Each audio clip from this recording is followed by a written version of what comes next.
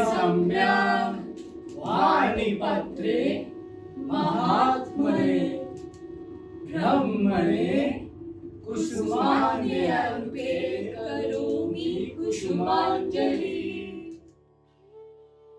रात क्षमा हो तो कुछ पूछूं? सुना है अंगेश्वर कुछ उदास है। क्या महाराजा दुर्योधन ने तुमसे ऐसा कहा? नहीं शल्यराज, ये बात सेवकों के माध्यम से हम तक पहुंची है। तो इसका अर्थ ये हुआ कि सेवकों के मध्य भी समांतर सेतु है। हम आपस में एक दूसरे का कुशल क्षेम जब पूछते हैं तो वास्तव में अपना अपना समाचार नहीं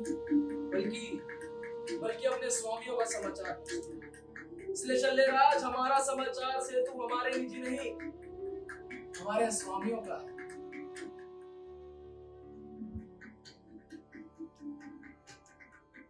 एक महाशून्य है जो धीरे धीरे फैलता जा रहा है। एक अनंत रिक्तता हर एक पहराव में बैठती जा रही है। मगर मुझे तो युद्ध की तैयारी करनी है। रथ पर आरूढ़ कर्ण महाशून्य को अपने बाणों से छेद देगा और महाशून्य का दम घोटता अदृश्य में फट जाएगा और उस अनंत रिक्तता को भर देगी सूर्य की अनंत किरणें।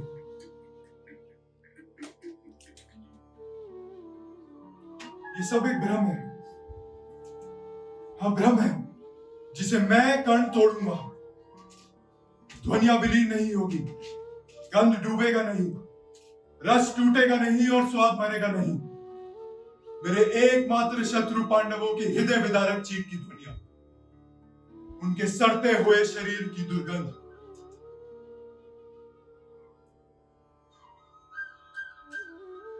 नहीं छोड़ना। अगर होता मुझको बैर उन सबसे जो स्वीकार नहीं करते मुझे क्षत्रिय रूप में,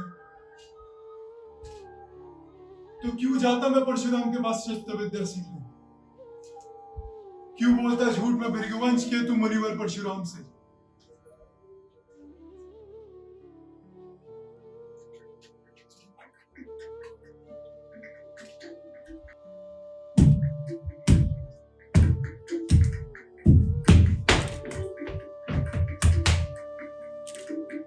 कौन हो तुम युवक? किस निमित्त से आए हो? जानते हो युवक, मैं केवल और केवल ब्राह्मणों को ही शस्त्र विद्या की दीक्षा देता हूँ। यदि कोई क्षत्रिय भूल से भी मेरे समक्ष आ जाए तो अपनी भ्रुकुटी भंगिमा से उसका विनाश कर देता हूँ।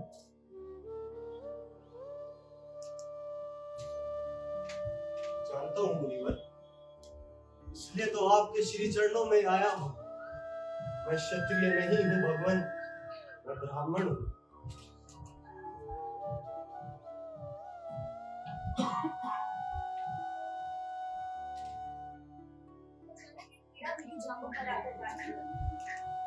आपकी नींद में विघ्न न हो, इसलिए इस पीड़ा को मैं अकेले ही झेल पाऊं। आपके आशीर्वाद। ए छोटे बालक, तू ब्राह्मण नहीं हो सकता। इतनी पीड़ा सहकर भी अपने चरित्र को बांधे रखना केवल एक क्षत्रिय ही कर सकता है। मैंने अस्त्र विद्या तो सीख ली मुनिवर परशुराम से, लेकिन मन में संशय है, क्या सचमुच विफल हो जाएंगे मेरे अस्त्र जब उनका प्रयोग होने का समय आएगा? पता नहीं क्या मैं विफल मनोरथ हो जाऊंगा? नहीं कर्ण, ऐसे घोर निराशा की बातें तुम पर शोभा नहीं है। कौन है जो मेरे एकांत को तोड़ता है? मैं हूँ कुंती। माता, आप अचानक कैसे? माता, आप कुछ बोल क्यों नहीं रही, सिर्फ देख रही हैं? तेरे मुख में भी वही तेज है जो तेरे पिता में। पिता पिता, क्या आप भी हमें लांछित करने आई हैं? याद दिलाने आई है कि हम सूत पुत्र है, कि हमारा जन्म किसी राजवंश में नहीं हुआ, कि हम एक रथ चालक की कुटिया में राधा माता की कोख से जन्मे हैं। तो सुन ले, हम राधा माता की कोख से जन्मे राधे नहीं है। क्षत्रिय स्त्री भ्रमण है। सुनेंगे भी आपने अपने पांडवों से इनकी माता है। पांडवों ने युद्ध नहीं छेड़ा। पांडव तो चाहते हैं बस अपना अभिमान, युद्ध नहीं। अन्याय किया है उस दुर्योधन ने पांडवों के प्रति, और तुम उसी अन्यायी दुर्योधन का साथ देते हो। और ये दुर्योधन का पक्षधर इसलिए ले रहा है क्योंकि उसने तुझे अंगशेवर राज्य का स्वामी बना दिया। तू भी सुन, इस विशाल राज्य के टुकड़े मात्र भी नहीं, तेरा अंगेश्वर राज्य, बल्कि इस पूरे अखंड राज्य में तेरा एकमात्र अधिकार है। छी छी छी छी, झूठे प्रलोभन मत दो माता, ये तुम्हें शोभा नहीं देता। सच पूछो तो मैं कभी सोच भी नहीं सकता था कि तुम इतनी ओछी बात सोच सकती।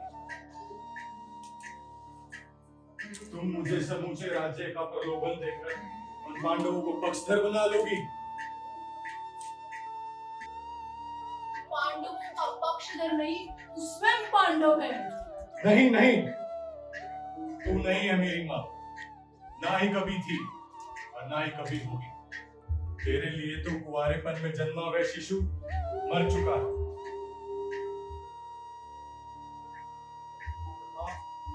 आज तक कर्ण के द्वार से कोई भी खाली हाथ नहीं गया। जा, मैं तुझे वचन देता हूँ कि मेरे हाथों पांडवों के कुल का समूचा विनाश नहीं होगा। मैं नकुल, सहदेव, युधिष्ठिर और भीम को अभिदान देता हूं, किंतु मैंने प्रतिज्ञा ली है अर्जुन का विनाश करने की। और शायद इसीलिए मां, आज का तुम्हारा यह दर्शन अंतिम दर्शन होगा। ना मां, कोई आशीर्वाद ना देना, क्योंकि कर्ण वचन देने के बाद कुछ भी वापस नहीं लेता। और वैसे भी तुम्हारा आशीर्वाद ये शत शत आशीष है।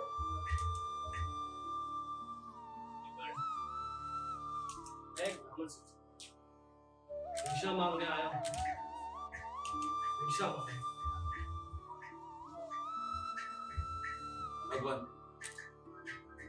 मैं आपकी आज्ञा की प्रतीक्षा में हो करण। बहुत सुना है नाम तुम्हारा, लेकिन उसकी करनी होगी अभिषेक।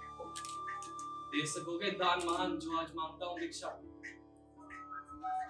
वो भाग्य मेरा भगवान, अपने चरण रज मुझे दीजिए, वचन आपका सिर माथे।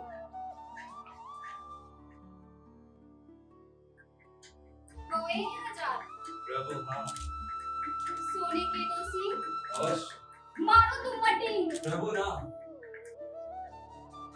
छोटा सा मेरा पेट, छोटा सा लघु काम, कौए पुण्य हजार, क्या करूंगा भाई।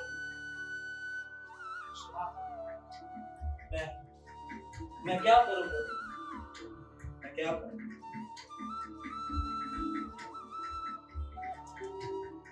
मुझे एक अंतिम अवसर दे भगवान। अपना ये कवच कुंडल निकाल कर आपके चरणों में धर दे। उपजा है ये मेरे अंगों के साथ भगवान। मेरा कवच कुंडल है मेरा काल भगवान। देवता असुर भी नहीं भेज सकते जिसको। आपके चरणों में अर्पित करता हूँ। लाओ, मैं स्वीकारता हूँ। तुमने अपनी रिवाई केवल सदैव बरकरार रखी। तुमने गहराई से देखने की कोशिश ही नहीं की। अरे जिन इंद्र को प्रसन्न करने के लिए महर्षि तरह तरह की आहुतियां देते हैं, वो इंद्र स्वयं मेरे दर पर चलकर है। केवल एक भिक्षा मांग। भिक्षा पात्र नहीं था महाराज, जल था, जाल था, जिसमें फंसा दिया इंद्र ने आपको। बता सकते हो कैसे? आपको निशस्त्र कर आपको मौत के मुंह में ढकेल दिया है राज। नहीं शल्यराज, इन्हें कुछ भी ज्ञात नहीं है। अरे मेरा कवच कुंडल मेरा अस्त्र नहीं था, वो तो मेरे लिए अमोघ था। इंद्र ने मुझसे मेरा बाट नहीं मांगा, मुझसे मेरे हाथ नहीं मांगे। अरे उन्होंने तो मुझसे उस चीज को लेकर मुझ पर उपकार किया है जिसके कारण मैं निश्चित था कि मुझे कुछ नहीं होगा।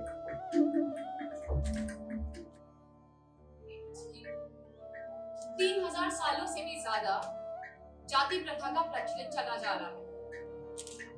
इसमें इंसान के काम के नाम पर उसे किन्हीं 4 भागों में विभाजित कर दिया गया। ब्राह्मण जो सर्वश्रेष्ठ है, जो रणभूमि में जाए वो क्षत्रिय, जो मजदूरी करे वो शूद्र, और चौथा भाग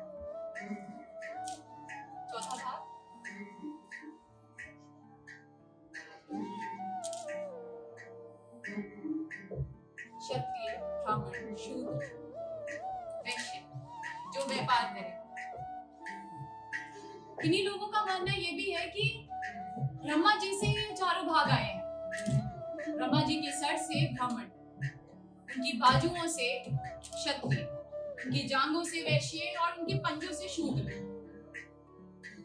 जब हमें आजादी मिली तब भी ये प्रथाएं जस से तस न हुई। बाबा साहब ने इन प्रथाओं को जड़ से हटाने के लिए आरक्षण की मांग की। निचले वर्गों को आरक्षण तो मिल गया, पर क्या आजादी मिली? क्या हमें आजादी मिली उन विचारों से जिसमें इंसान को इंसान समझने से पहले उसकी जाति का मुआयना करा जाना ज्यादा जरूरी है? अब ये तो आपको ही सोचना पड़ेगा।